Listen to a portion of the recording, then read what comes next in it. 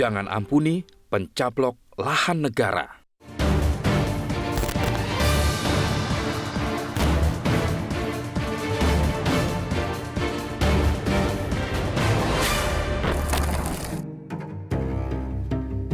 Pagar bambu sejauh 30,16 km di wilayah pesisir dan Laut Tangerang, Banten, menjadi bukti adanya pencaplokan lahan negara oleh individu-individu dan korporasi-korporasi tertentu yang begitu berkuasa. Mereka begitu berani, gamblang, dan kasat mata mencaplok lahan negara, meski lahan tersebut berada di depan hidung pangkalan TNI Angkatan Laut. Selain membuat pagar sejauh 30,16 km, individu-individu dan korporasi-korporasi tersebut juga bahkan bisa memperoleh ratusan hak guna bangunan atau HGB dan 17 sertifikat hak milik atau SHM. Padahal HGB dan SHM tersebut jelas-jelas cacat prosedur dan material lantaran lahan yang dikuasai berada di luar garis pantai. Kasus pencaplokan lahan negara di Tangerang hanya satu dari puluhan kasus, atau mungkin bahkan ratusan kasus pencaplokan lahan negara dan rakyat oleh individu dan korporasi kuat. Salah satu dugaan pencaplokan tanah negara yang saat ini tengah ramai terjadi di Desa Pemuteran, Kecamatan Grograk, Buleleng.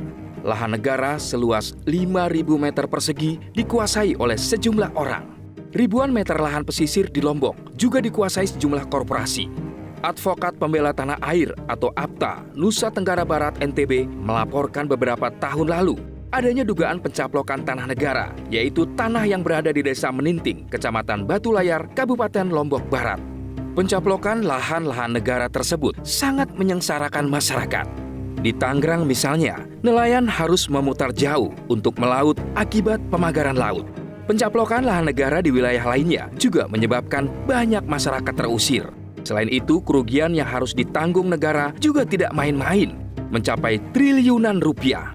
Maka pemerintah Presiden Prabowo Subianto kepada Polri dan Kejaksaan Agung untuk menindak tegas perusahaan-perusahaan yang melanggar hukum, termasuk mereka yang melanggar ketentuan-ketentuan pertanahan dan hutan patut diapresiasi. Tidak boleh ada individu atau korporasi yang mendapat perlakuan khusus atau istimewa untuk menguasai lahan dan wilayah negara semaunya, seperti kasus pagar laut di Tangerang.